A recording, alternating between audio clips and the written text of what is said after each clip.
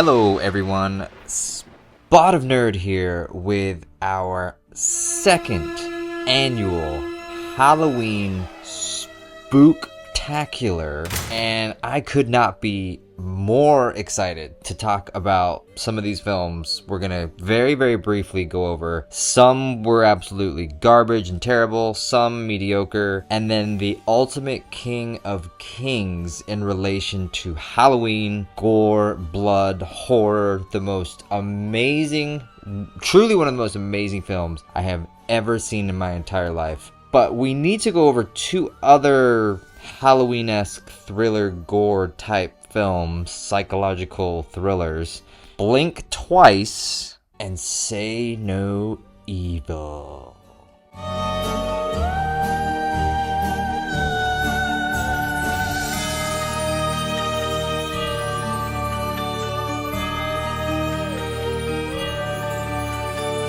Okay. Last time we also did something similar to things like nails on a chalkboard or the most annoying sound in the world, everything in between. I promise you, I might only just do one or two of them this time.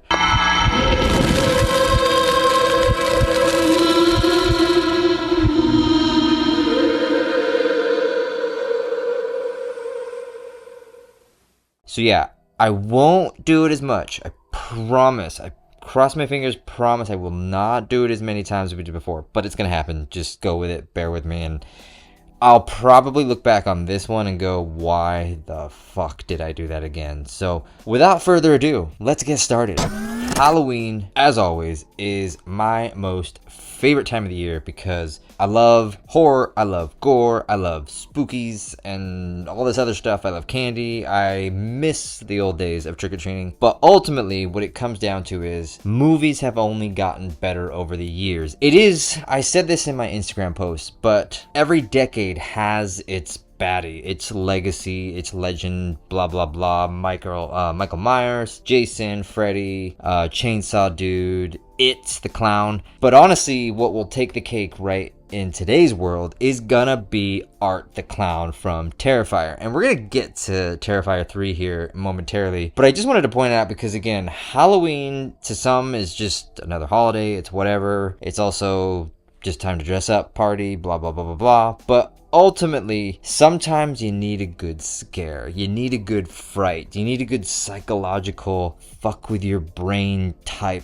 movie. And what better way than talking about some of the most horrific shit in the world? And what I mean by that is the level of gore that's in Terrifier 3. I can't even put in real words. It's scary. No pun intended. But before we get to that, we have to talk about the other two movies that I just mentioned.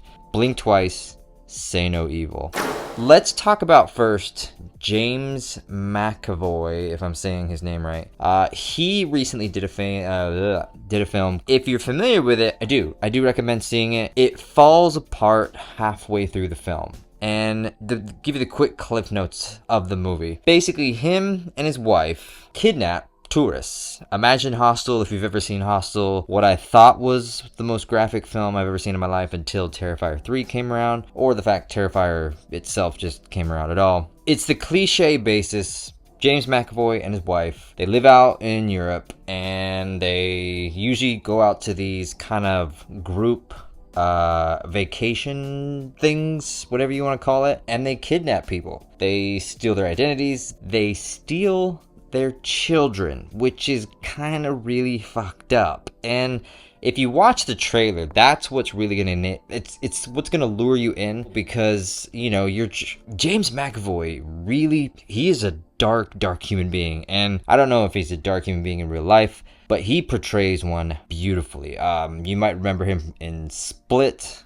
He's obviously Xavier from X-Men, but what makes this movie stand out is that first half of the film really drives the whole what's gonna happen next vibe. It keeps you on your toes in relation to, clearly they're trying to lure this family back to their home. They're gonna steal the child. By the way, to make sure the child can't, like, you know, get away, they basically fuck with him psychologically, and then they cut out the child's tongue so that it can't scream for help. It's kind of messed up, but it works with the film and the way it is. So what I mean by when it falls apart halfway through, it is the cliche woke agendas, the politics, everything in between that you can imagine, because halfway through the movie, you have the husband. They've just found out, that the little kid is trying to give warnings to the family, and ultimately it's the ladies that save the day. Now, to be very clear, I have no issue with this. I really, really don't. But what I do have an issue is dad is practically crying in the corner, wondering how he's going to survive, and then it leaves it up to mom and daughter to try and save the day. You already know.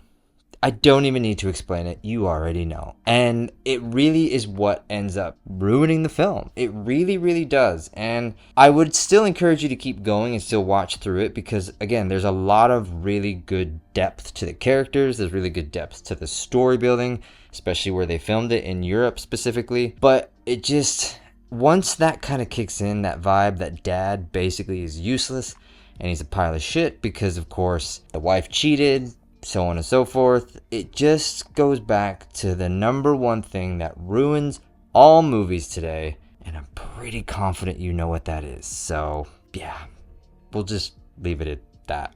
So yeah, say no evil, speak no evil. No, speak no evil. Well, took you long enough. James McAvoy. He also, another thing that kind of ruins it after the film, and I probably should have said this anyway, but there are spoilers if you haven't picked that up already.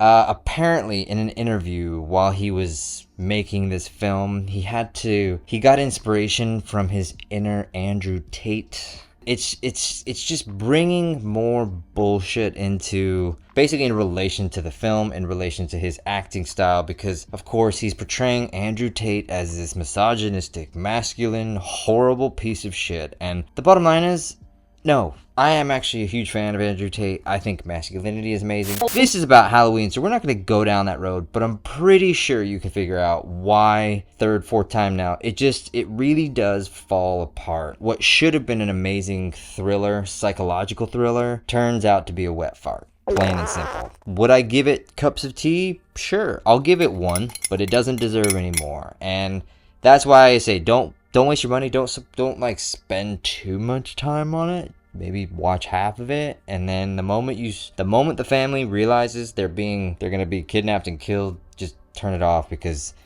you already know how the end's gonna go. I won't spoil it for you, but it's predictable as fuck. People, just go with me on that at least. Then we have Blink Twice, which I have to give credit to Channing Tatum. Now, it's another one of those films. Go and watch the trailer. You'll know a lot of these people that's in the film. Like, seriously, this is a star-studded film. It's got the Jurassic Park kid. It's got Channing Tatum. A lot of other people that, the channel, I don't recall, but just look it up. Trust me, it takes you 30 seconds. This movie is an absolute car wreck. I would give this 0 cups of tea out of 0. But I would give Channing Tatum, if I'm saying his name right, I would actually give him 4 cups of tea out of 4, just from his portrayal of a psychotic, sadistic, murdering, horrible-ass human being. I know it might sound weird, I'm giving credit to that. I'm not giving credit to the actions or the person or every blah blah. I'm giving credit to the acting, just so that we're very, very clear. Channing Tatum is an actor. He does a very good job at acting. Nothing more. I do not think that everything that goes on in the film is good. I don't think it's good at all. I think it's horrible and tragic, because basically the cliff notes of the movie, it's all about you've got this rich CEO, billionaire, super young Channing Tatum type, super gorgeous, handsome dude, and he takes women or guys, whatever your preference is, and he takes them to his special island. Sounds familiar, doesn't it? It's almost like they're portraying the real world in a movie. Kind of rhymes with Stepson. No, Stepson? Yeah, kind of rhymes with Stepson, doesn't it? Multi-million-dollar guy takes people to a secret island to where they basically rape people and do torturous things to them and give them drugs and alcohol and blah, blah, blah, blah, blah. It's almost like they got the story from something, but I couldn't put my finger on it. Could you? So yeah, anyway, the reason that this is a car wreck is because it is a 2-hour film and it only gets started at hour 145. That's how long it's building this story. And it is, it's the reason I mentioned it's like a car wreck is because I'd never ever want anybody to be in a car wreck, but you can't look away. It's like when somebody gets pulled over by the cops. You're looking at it. Even though you should be paying attention to driving, you're looking at what's going on at that scene. And that's where this movie it destroys itself, because you're spending an hour and 45 minutes building a story that we kind of knew from the start. If you pick up on the cues, basically these people, these girls that they quote unquote are nobodies, they're just waitresses, they're just like chauffeurs at these super high class parties, again, almost like the real world. And you can predict it. The level of predictability is astounding. So cliff notes, major spoiler if you want to know. If anything, I'm saving you 2 hours of your life. The idea is Channing Tatum, his group of friends, the rich, crazy folks, they basically drug these people, and the drug that they use is memory wiping. So they don't remember what happened the night before, they don't remember what happened the day before. So every day they wake up, they're just there to party, they're just there to be in paradise on this secret island, and eventually what starts to happen is they start to figure out how to remember what happened the night before. And they do show you flashbacks, and I will warn you, it's pretty gnarly, because again, Channing Tatum and his buddies basically are raping and torturing women. It's pretty fucked up, not even gonna lie to you on that one. But it just falls apart because you spend so much time building this story, building the characters. If anything, you overdo the character development, and then at the end of the movie you have 15 minutes to wrap it up. So of course the way they wrap it up is Channing Tatum, he obviously exposes himself. Yeah, we've been doing this since day one. You find out that the girls that have visited the island have actually visited it before. They just simply don't remember. And lo and behold, the girl basically gives the antidote, if you might say, to Channing Tatum, to where he basically forgets everything. He even forgets that he's a multi-billionaire, rich person thing. So guess what happens at the end? Oh my god, it's like, can you hear my sarcasm? She takes over the business. Oh my god, I didn't see that coming. The strong person takes over the business because he forgot all about it. It is probably one of the most predictable, dumbest fucking shit movie storylines I've ever fucking seen in my life. But that little ounce of credit I have to give it, because there are moments where I think, if anything, I can narrow this down to one thing that makes this movie somewhat worth watching. You want to know what's gonna happen. You really, really do. You want to know why these girls are forgetting, which of course you know is because of the drugs. But you also want to know, okay, eventually he's going to get caught, Channing Tatum. That is what holds you. You're like, all right, I know he's going to get caught. How is he going to get caught? How is he going to get caught? And then an hour and a half goes by and you're like, that's how he gets caught? Oh God. And then it just even goes further, like I said, where she takes over the business and you're like, oh, for the love of... Gee, fuck. Oh my... Are you shitting me? Come on. You can imagine with that. So we'll just leave that one at that one. 0 cups of tea out of 4 from yours truly, Spot of Nerds. But let's get to the king of Halloween, I don't even know what the right words to use. We got to briefly talk about Terrifier 3. Holy shit, people. So, Terrifier 3. Yeah, there's, so, the thing is, yeah, premise, you have Art the Clown, and you have him murdering people in the most horrific way. Now, truth be told, this movie, the third movie in the installment of the Terrifier series, actually has substance. It has a solid foundation as far as story goes. They actually build off of the character development that we have come to learn through Terrifier 1 and 2. And this only now expands the Terrifier universe. Now, for those of you that have absolutely no idea what I'm talking about, that's actually okay, because for the love of God, please do not take your children to this film. If you take your children to this film, you belong, or I will call social services on you, because son of a bitch. This has to be the most graphic, gory film that I have ever seen in my entire life. And I find it to be absolutely incredible. Simply on the fact that, no, I'm not a psychological murdering killer, but simply on the fact that, damn. So you had the first Terrifier, which was, holy shit, I won't even describe it. They outdid themselves in the second movie, but then you get this third movie and you're like, there's just no way they can do it again. Oh my God. There are scenes in this movie, people, that even had my jaw, without even realizing it, had my jaw on the floor going, are you, And it's not until like 10 minutes or the scene has passed and like another few moments go by that you realize, let me just pop my chin back in. Let me give you reference to what Terrifier is all about, and essentially what Terrifier 3 will give you. So we come to find in Terrifier 3, and this is spoilers if you don't want to know, look away, come back. Art the Clown essentially is a demon. And you would think in the second movie, big spoiler here, he gets his head cut off. You think that would be the end of Art the Clown. It's not. Because again, he's a demon, so he lives on. And what he does is, he cuts off a police officer's head and uses his head as his head until he can retrieve his original clown head. The way he finds his original clown head is from the new demon as well that he created in the first film by basically stealing a young girl's soul, completely just doing horrific things to her physically and mentally, to where she is helping him regain his strength of some kind. The cliff notes of the story is he's just this psychopath murdering demon, and then you have Sienna, the savior, who seems to be the only thing that can stop him.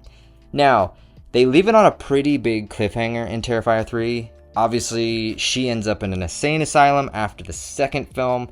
This third film is her kind of redemption, you know, she got out of the psych ward, she's trying to get back into normal life, but obviously Art turns up again during Christmas time. You might see the trailer, I'll probably put some stuff over this. Really what this gets down to is Art the Clown being a psychotic, murdering psychopath.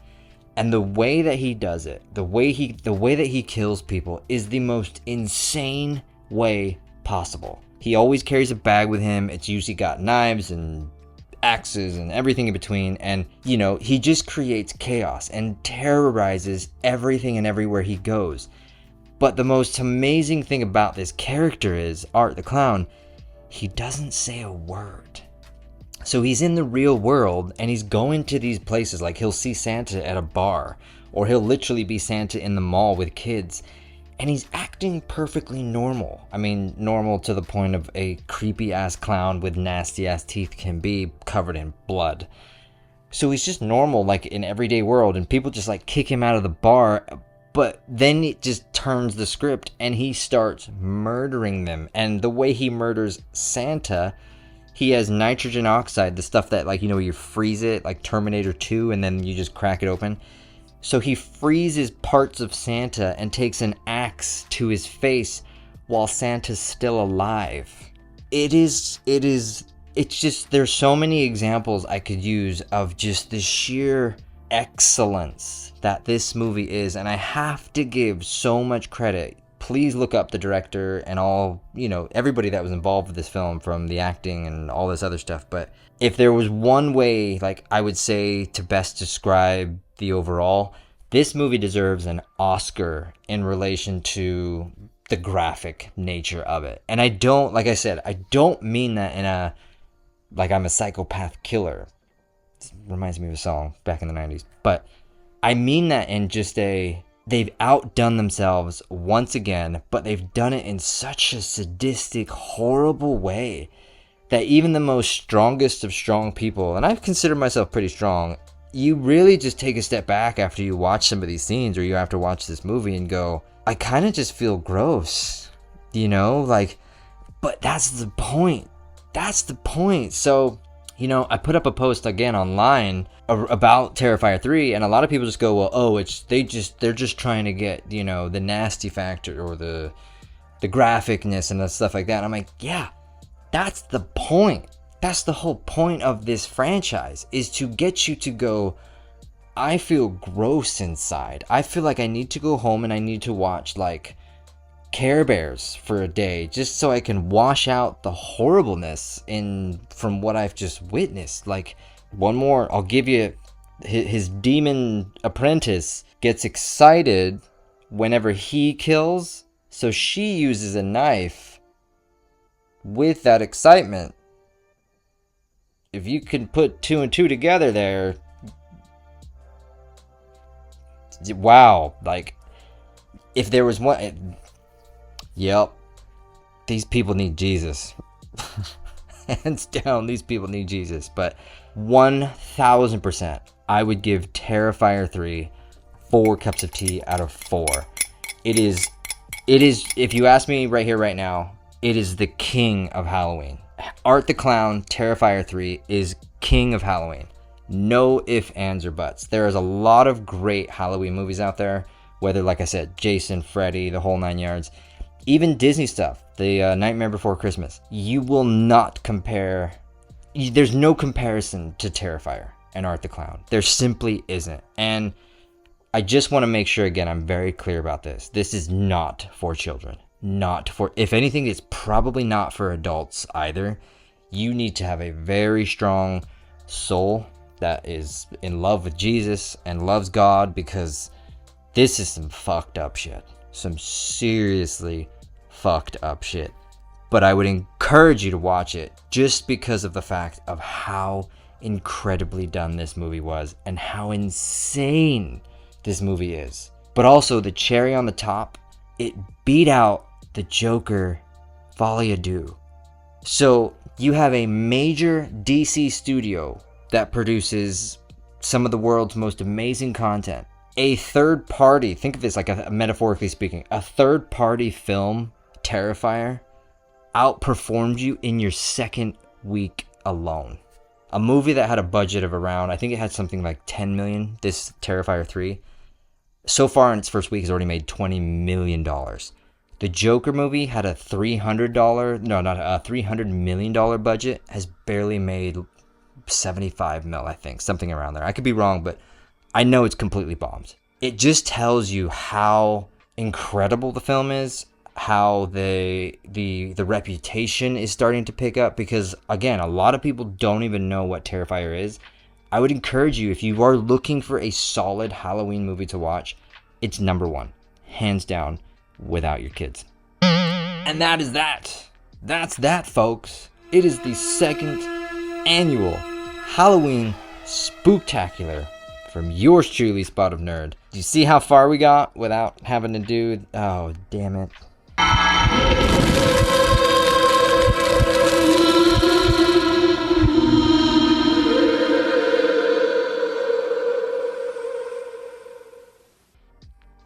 I'm so sorry. I'm not sorry at all. Not one bit. Because, you know, if you grew up with it, you just know. You know what it's all about. You know what it's... What is it? What?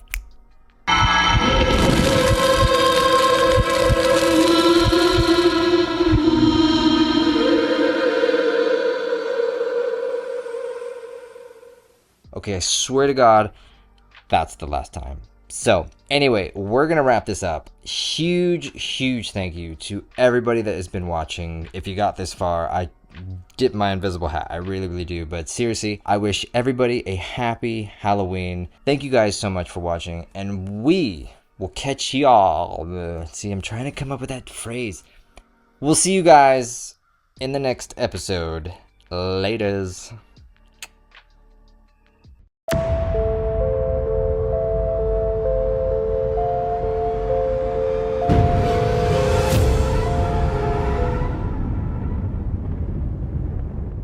be safe out there, whatever Halloween activities you do. I just want to give you one more example of Terrifier. In the first movie, he steals, or kidnaps rather, a, let's just say a young lady, and let's just say puts her in a upside down position and takes a saw and saws her in half. Now, what makes that unique, two things. She's still alive when he does it, and number two, they don't turn away the camera. Yeah. Fucked up. Pretty fucked up.